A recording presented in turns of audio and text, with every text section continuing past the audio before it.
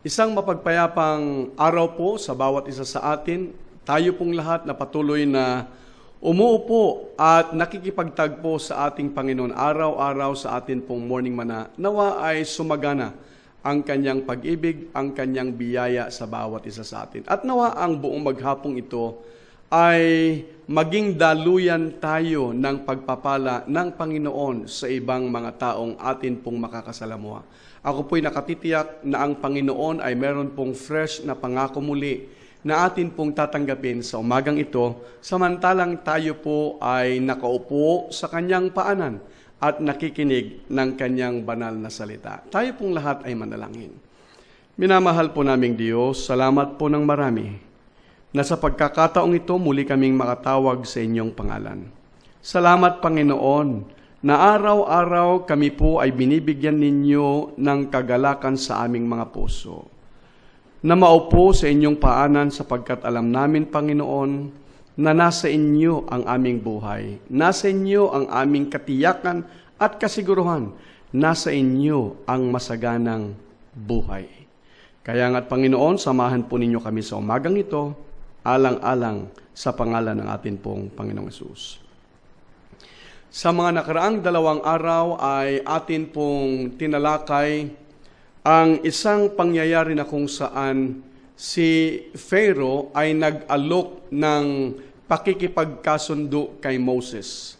Nangyari ito pagkaraan ng ilang mga salot na dumating sa bansang Egypt o di kaya sa bayan ng Egypt. Ang mga salot na iyon at kalamidad ay dumating na hindi po ipinaalam ng Diyos kay Pharaoh. At sa mga pangyayaring yun, mga kapatid, na salot na dumaan sa lupain ng Egypt, ay hindi ipinakita ng Diyos ang kanyang kahabagan kay Pharaoh, na nagbigay siya ng babala para man lang makapaghanda si Pharaoh. Hindi po yun ginawa ng Panginoon, mga kapatid. At atin din pong napag-alaman na sang-ayon sa mga magicians, matatalinong mga tao ng Egypt, ang sabi nila, yung nangyayari sa atin pong kalagitnaan, it's the finger of God. Kinilala nila ang kakulangan ng kanilang kakayanan at kapangyarihan at kanilang kinilala rin na merong higit na makapangyarihan kaysa sa kanila. Subalit hindi nila kinilala, hindi nila tinanggap at hindi nila pinaglingkuran. Maalala po ba ninyo at ibig kong laging ulit-ulitin ito? Bagaman ang bansang ang bansang Egypt ay dumaan sa iba't ibang mga salot na siyang kapahayagan o kaparaanan ng Panginoon sa Egypt para lamang ipakita ng Diyos ang kanyang kapangyarihan kay Pharaoh at ganun din po sa kanyang bansang pinili, walang iba kundi ang Israel. Na dito ho ay atin pong makikita, mga minamahal kong mga kapatid, na there is a place in the land of Egypt which was not affected by the salot na dumating sa kanila. And that is the place of Goshen. Ang Goshen ay lugar na kung saan naroon ang bayan ng Panginoon. They are being protected by the hands of God na hindi sila naapektuhan ng mga salot na dumating sa lupain ng Egypt. Kaya nga si Pharaoh tinawag muli si Moses at si Aaron at siya ay nag-alok ng pakikipagkompormiso. Nakipagbargainan siya kay Moses, mga kapatid. There are 4 compromises that Pharaoh offered to Moses, but each of these, sang-ayon po sa ating napag-aralan, 2 na ho yung atin pong tinalakay na alok ni Pharaoh kay Moses, but each of this offer of compromise to Moses, mga kapatid, was all turned down and rejected by Moses. Sana ang katatagan, ang paninindigan ni Moses sa katotohanan at sa kanyang pananampalataya sa Diyos, maging paninindigan din po ng kanyang iglesia, ng kanyang mga anak sa huling kapanahunan, na tayo po ay tatayo sa katotohanan, hindi natin isasangkalan o di kaya ay ipagbibili ang simulain ng langit na ipinagkatiwala sa kanyang iglesia. Ganon din po sa bawat kaanib ng iglesia ang mga mananampalataya. Ang unang alok ni Pharaoh kay Moses, maalala po ba ninyo na siya ay binigyan ng kalayaan? Ang sabi niya, you can now worship your God, you can now offer sacrifices to your God. So po pwedeng sana nasabihin ni Moses na purihin ang Panginoon. Subalit ang sabi po ni Pharaoh sa kanya, you can do that, you can have a break with your God, but only here in the land. Tinanggihan po ni Moses yun, mga kapatid, sapagkat ang sabi ni Moses, susunod lang kami kung sinabi sa amin ng aming Panginoon. Dahil hindi sinabi ng Panginoon, walang dahilan para tanggapin ni Moses ang pakikipagkasundo na inialok ni Pharaoh sa kanya. Maalala po ba ninyo yung ikalawang alok ni Pharaoh kay Moses? Ang sabi niya ay okay, you can leave the land of Egypt, but do not go far away. Huwag kayong lalayo, ang sabi ni Pharaoh. Huwag ninyong susunugin ang mga tulay na inyong dadaanan. Gusto ko yung nakikita ko kayo. Gusto ko yung naririnig ko ang inyong sigaw, ang inyong iyak, para anytime na kailangan ninyo ang aming saklolo, ay makakatugon agad kami sa inyo. Doon lamang kayo sa isang lugar na enough for us to see you so we can come to your rescue anytime na kailangan ninyo ang aming tulong, ang sabi ni Pharaoh.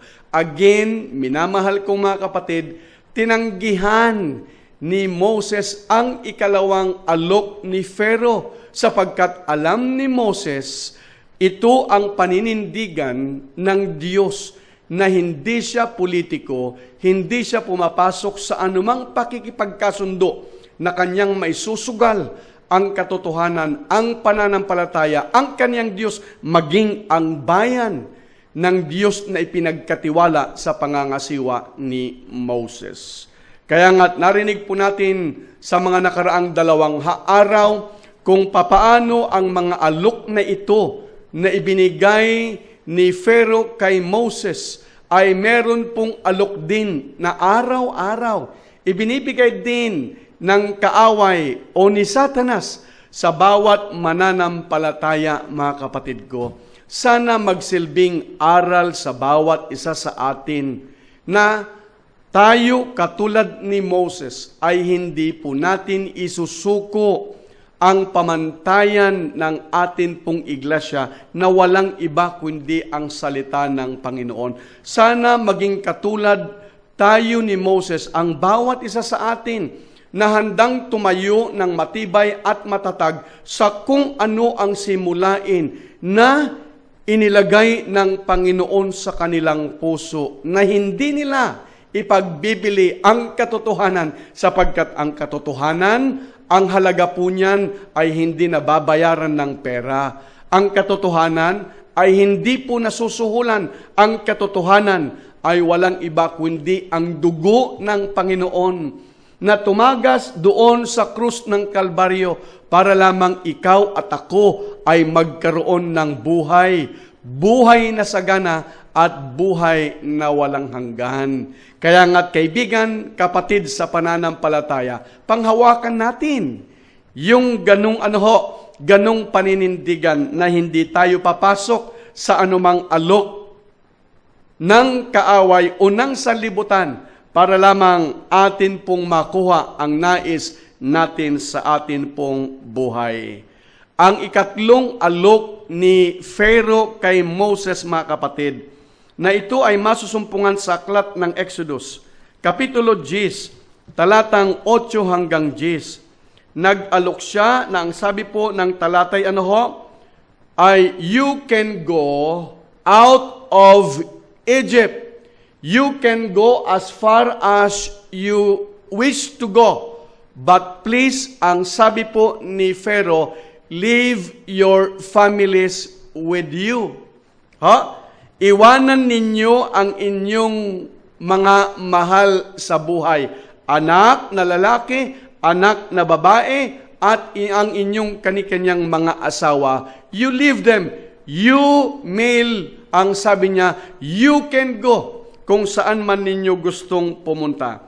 Kaya nga't yung patuloy na pagsuway ni Pharaoh, mga kapatid, at yung patuloy na kanyang ginagawang pag-alok o di kaya nasusuhulan ang bayan ng Panginoon, ang Panginoon naman ay gumagawa ng kaparaanan para lamang si Pharaoh sa paglipas ng araw, linggo, buwan, taon ay kanyang makita ang kapangyarihan ng Diyos ni Moses at ng Diyos ng bansang Israel.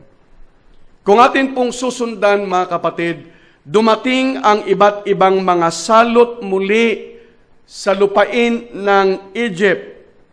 Hail ay bumagsak mula sa langit. Subalit, ang sabi po ng talata, Kapitulo 9, talatang 22 hanggang 26, bagaman nagbagsakan ng mga hail doon sa lupain ng Egypt, there is one place na kung saan na-spare sa bumagsak na hail na yun, mga kapatid, and that is the place of Goshen.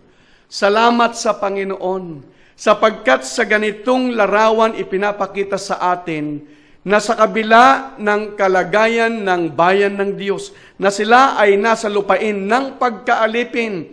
Nakita po ninyo, mga kapatid, sa mga naunang salot, iningatan ng Panginoon. Sa mga sumusunod pang mga salot, ay patuloy pa rin niyang iniingatan. Subalit sa kabila ng pag-iingat at pagpapaniguro ng Panginoon na sila ay hindi madadaanan ng kalamidad o anumang pagsubok, salot sa lupain ng Egypt, nalulungkot tayo sapagkat hindi pa rin nila nakikita ang kamay ng Panginoon na gumagawa,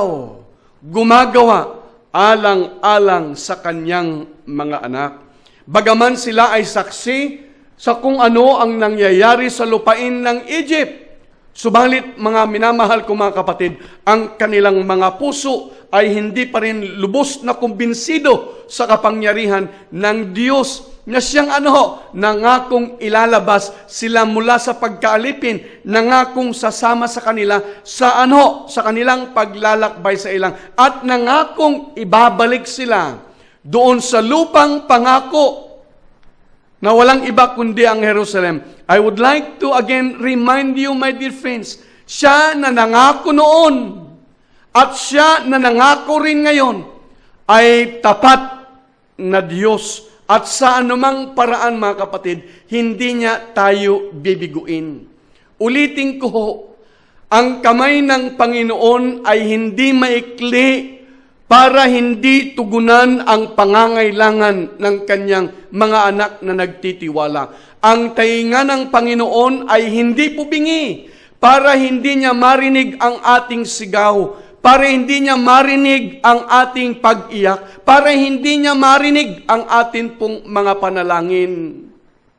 Siya ay tapat kahit anong mangyari, mga kapatid, alang-alang sa kanyang piniling bayan. Ang ikatlong alok ni Pharaoh kay Moses ay muling tinanggihan. Alam po ninyo, habang pinapag-aralan ko personal ang pangyayaring ito, mga kapatid, ang sabi ko, napakabuti ninyo, Panginoon, sa inyong mga anak. Napakabuti ninyo, Panginoon, na kayo ay pumili ng isang leader, isang lalaki, pagbali-balik ta rin man, ay hindi niya isusugal ang kanyang pananampalataya. Ano man ang alok na ibibigay sa kanya, ang kanyang mata ay nakatuon lamang sa Panginoon. Ang kanyang puso ay matatag sa pangako ng Diyos, mga kapatid. Kaya nga tinanggihan niya ang ikatlong alok ni Pharaoh. Alam po ninyo si Satanas, sa ating kapanahonan ay kung ano ang spirito ni Pharaoh, yan din po ang spirito ni Satanas, ng kaaway ng Diyos. Ayaw ng kaaway ang atin pong pamilya ay maapektuhan. Ayaw ng kaaway ang atin pong mga anak ay lumaki at maturuan sila sa aral ng atin pong Panginoon. Ayaw niya, mga kapatid, ang kaaway na dalhin natin yung ating mga anak.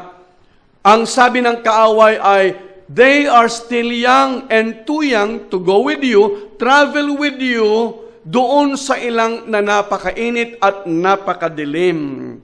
Marami pa silang mga homework na dapat gagawin. Alam po ba ninyo, ang kaaway araw-araw ay ang sabi po diyan, ayaw niya ng atin pong mga anak ay maturuan ng salita ng Panginoon. Sasabihin niya, bata pa ang inyong anak, hindi pa niya maiintindihan, hindi pa niya madadigest ang sinasabi ng Biblia. Alam po ninyo, marami na akong narinig. Narinig na mga kaanib ng iglesia nang sabi nila, Pastor, bata pa ho ang aming anak para maturuan siya ng Biblia. Pastor, ay ang aming mga anak hindi pa niya maintindihan. Siguro pagdating na sa tamang gulang. Alam po ba ninyo mga kapatid, ang pagtuturo sa bata, lalong higit ng salita ng Panginoon ay habang siya ay nasa sinapupunan palaang. Dahil kung ang bata ay turuan natin na na siya ay nasa tama at hustong gulang na para sa inyo, hindi ko nga alam kung ano yung tama at hustong gulang na dapat turuan ang ating mga anak. Ang sabi po diyan, even from the womb, we can train and teach our what? Our children. Sapagkat kung ano ho ang ating ginagawa nung ang ating pong mga asawa pinagbubuntis ang ating mga anak, mga kapatid, yun po ang lumalabas sa kanilang paglaki. Bakit hindi natin ikintal sa kanila ang katotohanan? The moment na sila po'y makapagbigay ng interaction sa kanilang mga magulang, let us teach them songs about heaven. Let us teach them what? Promises from the Bible, and as they grow up, they will not only memorize them, they will, by God's grace, internalize the impact and the message of those promises sa kanilang buhay araw-araw, mga kapatid ko. Ingatan natin ang ating mga anak, sapagkat sila, katulad natin, ay kandidato sa langit, mga kapatid. Nais ng Panginoon na ang bawat kaanib ng pamilya ay makita sa langit. Ang nais naman ng kaaway o di kaya ni Satanas, wag natin pag-abalahan ang atin pong mga anak. Nalulungkot lamang tayo, mga kapatid, dahilan sa kaabalahan ng mga magulang sa iba't ibang mga bagay, nakakalimutan ang spiritual na pangangailangan ng kanilang mga anak. Kailangan po ng ating iglesia, ang bawat kaanib, bawat mananampalataya, bawat Kristiyano, na tatayong katulad ni Moses, mga kapatid, na ang sabi ni Moses na I will go with our young and our old, with our sons and our what? Daughters. Purihin ang Panginoon, na ang sabi niya ay walang may iwan sa sino man na ipinagkatiwala ng Panginoon sa amin. Alam mo ba ninyo ang sabi ni Sister White? The children of today are not the church of tomorrow. They are the church now. Madalas tayong nakakarinig, mga kapatid, ng sabi natin, ang mga kabataan ang pag-asa ng bayan. Ang mga kabataan ang pag-asa ng ating iglesia sa inaharap. Kaibigan, mga kapatid, minamahal kong iglesia. Hindi po sila ang pag-asa sa kinabukasan.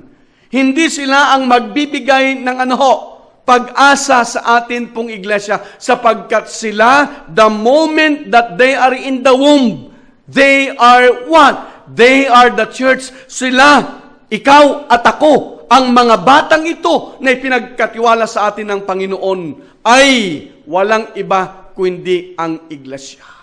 Ingatan natin sila, mga kapatid. Kung anuman ang nasa isipan natin, natuturuan natin sila sa hustong gulang, mga kaibigan at mga kapatid, nagkakamali po tayo. sapagkat ang hustong gulang na sila ay dapat turuan while they are in the womb, samantalang sila po ay nasa sinapupunan ng kanilang ina. Kaya nga't ang sabi nga po ni Joshua, me and my house, my wife, including my children, we will serve the Lord. Purihin ang Panginoon. Ang ikaapat na alok ni Pharaoh kay Moses, mga kapatid, yung una tinanggihan, yung ikalawa tinanggihan, yung ikatlo ay tinanggihan. Ano naman yung ikaapat?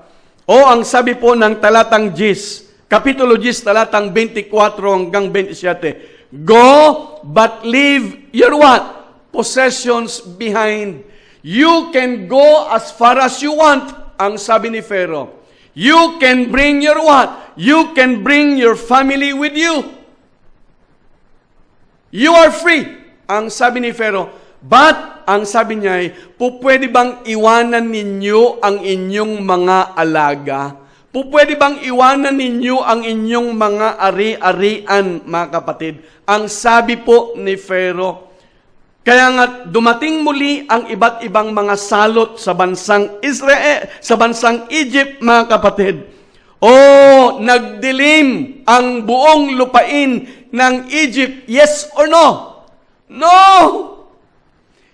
Hindi po nagdilim ang buong lupain ng Egypt sapagkat meron isang lugar na hindi dinadatnan ng salot at yan ay walang iba kundi ang Goshen. Naroon ang bayan ng Panginoon. Magkaroon man po ng COVID o salot sa ating paligid, subalit ang bayan ng Panginoon, bagaman magkakahiwalay tayo ng lugar, mga kapatid ko, we are under the wings of God. Tayo ay nasa ilalim ng pakpak ng Diyos ng Israel. Tayo ay patuloy na kumakanlong sa isang ligtas na kamay ng atin pong Panginoon. Nagdilim ang lupain ng Egypt, subalit hindi ang Goshen, sapagkat naroon ang bayan ng Diyos. Go, serve the Lord your God. Dalhin ninyo ang inyong mga maliliit na mga anak. Magpakalayo-layo kayo. Maghandog kayo ng inyong mga offerings. Sambahin ninyo ang Diyos. But you've got to what? To leave your possessions behind. Mga minamahal kong mga kaibigan at mga kapatid, araw-araw uulit-ulitin ko sa inyo. Inaalok tayo ni Satanas ng kaaway maliit hanggang sa malaking bagay para lamang ating maisugal ang atin pong pananampalataya. Sana'y maging leksyon sa bawat isa. Sana'y maging leksyon na atin pong matutunan na laging ipinapaalala sa atin ang kalagayan ng buhay ng isang mananampalataya sa huling kapanahunan na tayo ay iniaalok sa iba't ibang kaparaanan. Bakit hindi natin laging hilingin na bigyan tayo ng Panginoon ng discernment para makilala natin at malaman natin kung ang bagay na inaalok bagaman para sa ating kapakinabangan ay naayon sa Panginoon o hindi. Ayaw ni Satanas, mga minamahal kong mga kapatid, na ang Diyos ay magiging bahagi ng ating buhay. Ayaw na niya na magiging angkin natin ang Panginoon, mga kapatid. Ang sabi ni Satanas, you can go to church for worship. You can do what? Bible study, ang sabi niya, subalit wag ninyong gagamitin ang inyong ari-arian to advance the kingdom of God. Hindi ba yan ay iniaalok? Maaring tayo ay naglalagay ng pera, maraming pera sa bangko. Ang sabi ni Satanas ay Huwag ninyong gagamitin yan sa pangangaral. Huwag ninyong gagamitin yan para sa kaligtasan ng maraming kaluluwa. Mag-imbak lang kayo, mag-ipon lang kayo para kung sakaling meron pang darating na worse kaysa COVID-19, you have something to take out. Don't worry about those perishing souls. Yan po ang alok ni Satanas, mga minamahal kong mga kapatid, sa bawat isa sa atin. If the enemy can get us to think this way, mga minamahal kong mga kapatid, hindi malayo, tayo ay nasa sa kanyang panig. Ang sabi po ni Moses sa talatang 25 mga kapatid at 26, walang kahit isang walang kahit isang paa ang maiiwan sa Egypt. Hallelujah to the name of God. Walang kahit isang paa ang maiiwan sa Egypt. Paa ng aming mga alaga, paa ng mga anak ng Diyos. Walang maiiwan sa Egypt. Lahat kami, kung ano yung pinagkatiwala ng Panginoon, ay aming dadalhin. This is the kind of spirit, mga kapatid, that will take a man to heaven. Ito ang uri at klase ng spirito na dapat makita sa isang tao, mga kapatid, na merong katiyakan sa langit.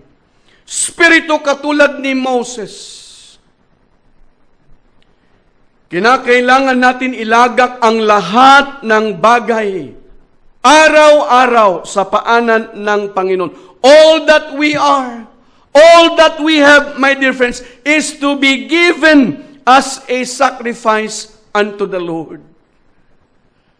Sana ito ho ang leksyon na ating matutunan. Na bagaman maraming alok sa atin ang kaaway, bagaman ang lahat ng alok na ito'y para sa ating personal na kapakinabangan ng ating pamilya, mga kapatid, subalit ang katulad ni Moses, ang kanyang espiritu, ang kailangan at kinakailangan sa huling kapanahunan na tatayo sa katotohanan at paninindigan sa pananampalataya. Ang sabi nga po diyan ng aklat ng Mateo 6:19 at 20, that the only money we are really saving is what we are putting into the work of the Lord.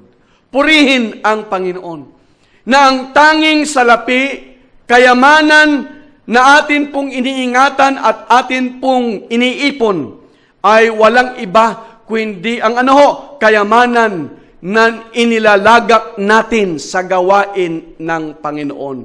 Subukan mo, kapatid, subukan mo, kaibigan, na kung ano man ang ipinagkatiwalang kayamanan sa iyo ng Panginoon, gamitin yan sa gawain ng Panginoon. Gamitin yan sa pangangaral ng Ebanghelyo upang marami pa ang maligtas sa kaharian ng Panginoon. At sasabihin ko sa iyo, bubuksan ng Diyos ang durungawan sa langit at ibubuhos ang pagpapala, masaganang pagpapala na walang silid na kalalagyan. Walang kasiraan ang biyaya na ipapagkaloob sa atin ng Panginoon.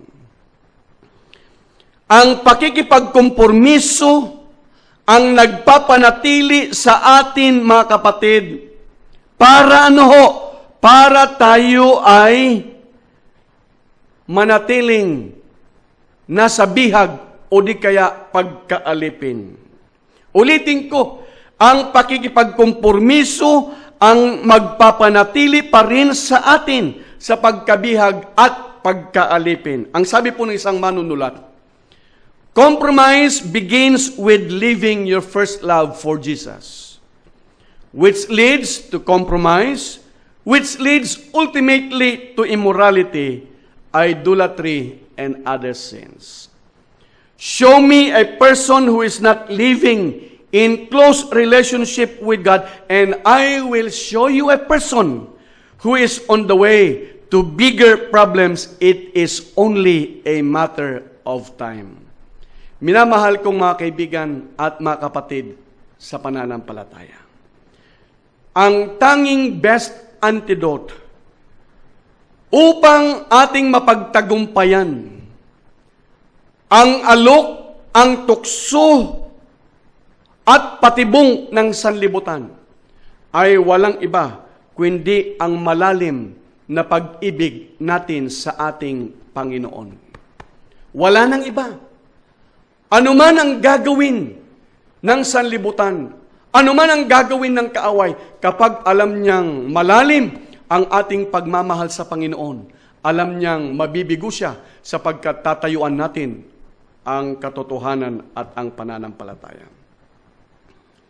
Ang sabi nga po rito ay, ang buhay na natatalaga sa Panginoon ay hindi pumapasok sa pakikipagkompormiso. Hindi siya pumapasok sa bargaining agreement na alam niya na dihado ang kanyang pananampalataya. Na alam niya na dihado ang alin? Ang katotohanan. Alam niya na dihado ang Panginoon. Mga kapatid, pinapahalagahan tayo ng Panginoon. Ang halaga mo, halaga ko ay ang kanyang dugo. Ingatan natin ang dugong yon na ibinigay sa atin ng Panginoon para makilala at makita natin ang katotohanan ng langit. The great British preacher na ang pangalan ay si G. Campbell Morgan, ang sabi niya, it is a remarkable thing that the Church of Christ persecuted has been the Church of Christ pure. On the other hand, the Church of Christ patronized, the Church of Christ who gets into a what? Compromise, has been the Church of Christ impure. Napakaliwanag, mga kapatid, na kapag ang iglesia ay pumasok sa bargaining agreement, kapag ang bawat mananampalataya ay pumasok sa pakikipagkompormiso at the expense of the truth, at the expense of his faith in God, this is the church impure. Ang sabi po ni Sister White, Review and Herald, July 24, 1894, Christ did not for an instant seek to purchase peace by a betrayal of sacred trust.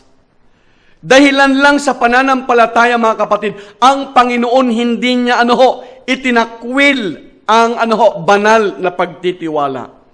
Peace could not be made by a compromise of principle. Ang kapayapaan daw ay hindi po pwedeng gawin sa pamagitan ng pakikipagkompormiso ng simulain ng Biblia, ng ating pananampalataya at ng langit. It is a grave mistake, napakalaking pagkakamali on the part of those who are children of God to seek to bridge the gulf that separates the children of light from the children of darkness by yielding principle, by compromising the truth. It would be surrendering the peace of Christ in order to make peace or fraternize with the world. Huwag nating isusugal ang kapayapaan ng Panginoon sa ating puso. Dahilan lang sa gusto natin makuha ang posisyon. Dahilan lang sa gusto natin kumita ng mas malaki. Dahilan lang sa gusto natin ng ating impluensya ay lumawak. The sacrifice is too costly to be made by the children of God to make peace with the world by giving up the principles of truth. Then let followers of Christ settle it in their minds that they will never compromise the truth, never yield one iota of principle for the favor of the world. Let them hold to the peace of Christ. Salamat, Panginoon. Narito ang pen of inspiration na nagpapaalala sa amin ng kapayapaan na inyo pong inilagay sa aming mga puso. Ang katotohanan na inyong ikinintal sa aming buhay, Panginoon. Dahilan lang sa gusto namin makuha ang isang bagay sa amin ay aming isusugal. Huwag nawang mangyari ang sabi sa atin. Sapagkat ang atin pong sakripisyo at ang sakripisyo ng Panginoon is too costly para ipagpalit natin ang pananampalataya sa material na bagay. Para ipagpalit natin ang tamang pagsamba sa alok na kaunti para lamang tayo ay masiyahan. Naway, dalangin ko tulungan tayo ng Panginoon araw-araw. Naway bigyan tayo ng Panginoon ng isang discernment. Pagkaaninaw ng atin pong isipan sa mga bagay na atin pong pinapasok araw-araw, na hindi natin namamalayan na ito pala ay alok ng kaaway. Steps to Christ, page 57. By yielding up your will to Christ, you ally yourself with the power that is above all principalities and powers. You will have strength from above to hold you steadfast, and thus, through constant surrender to God, you will be enabled to live the new life, even the life of faith. Mga minamahal kong mga kapatid at mga kaibigan, bakit hindi natin isuko araw-araw, paggising natin sa umaga, ang ating buhay sa ating Panginoon? Bakit hindi natin pahintulutan ang kapangyarihan ng Panginoon, ang banal na Espiritu, na siyang maghari araw-araw sa atin, na sa bawat desisyon na ating gagawin, manong atin munang isang guni sa Panginoon kung ito ay aprobado ng Panginoon o hindi. At kung sakaling isinangguni natin, mga kapatid, sa Panginoon, hintayin natin, tiyak may kasagutan ang Panginoon. Alam po ba ninyo, ang isang pusong laging nagpapasakop sa ating Panginoon, ang isang buhay na laging pinapangunahan ng Panginoon. Isang buhay na lagi ang kanyang panalangin ay tinutugon ng Panginoon sapagkat ayaw niyang tayo ay mapawalay sa katotohanan. Ayaw ng Panginoon na tayo ay mapawalay sa kanyang paanan. Kaya nga't kaibigan, napakatalino ng kaaway. 6,000 taon na ang kanyang edad mula pa nung itatag ang sanlibutan. Ikaw at ako, ilan ang atin pong edad? Ibig sabihin, we are no match with Him. Lahat ng pang-aalok ay kanyang gagawin. Subalit, kung ang kapangyarihan ng banal na Espiritu, ang Panginoon, ang nasa ating puso, hindi tayo pababayaan ng Panginoon. Dahil alam niya na ang pangunahin sa ating buhay ay walang iba kundi ang katotohanan. Ang katotohanan ang magpapalaya sa atin sa pagkabihag at pagkaalipin, at ang katotohanan din sa ating puso na nakikita araw-araw sa ating buhay ang magbibigay ng katiyakan sa atin pagdating ng Panginoon sa ikalawa. Sama-sama tayong maliligtas sa kanyang kaharian. Tayo po'y manalangin. Purihin ang inyong pangalan, Panginoon. Narito ang 4 na alok ni Pharaoh kay Moses. Sa mata ng Pharaoh, napakamura ng katotohanan. Sa mata ni Pharaoh, kaya niyang suhulan ang kanyang leader o ang kanyang mga anak. Subalit, salamat Panginoon, sa magandang ehemplo ni Moses, isang leader na inyong pinili. Nasa anumang alok ni Pharaoh, Panginoon, bagaman sa mata ng tao ay okay na po sana. Subalit, ang mata ng Diyos, ang siya rin ang nakikita ni Moses, na hindi dapat isangkalan ang katotohanan. Hindi dapat ituring na mumurahin ang katotohanan. Hindi dapat isugal ang katotohanan. Kaya nga't lahat ng alok na yun, Panginoon, ay kanyang tinanggihan, alang-alang sa inyo. Panginoon, araw-araw, maraming iniaalok si Satanas ang kaaway sa amin. Tulungan po ninyo kami. Bigyan niyo kami ng pusong katulad ng puso ni Moses. Bigyan niyo kami ng pagpapasya katulad ng pagpapasya ni Moses. Bigyan niyo kami ng isang paninindigan sa katotohanan katulad ng paninindigan ni Moses. Sapagkat in the end, Panginoon, ang katotohanan na siyang nagpalaya sa amin sa pagkabihag at pagkaalipin sa kasalanan, ang siyang katotohanan din kung araw-araw mabubuhay ito sa aming puso, ang aakay sa amin sa inyong kaharian. Salamat po ng marami sa inyong pagtugon. Salamat po ng marami sa inyong pangakong pakikinsama sa bawat isa. Ito po ang aking kahilingan, alang-alang sa pangalan ng Jesus.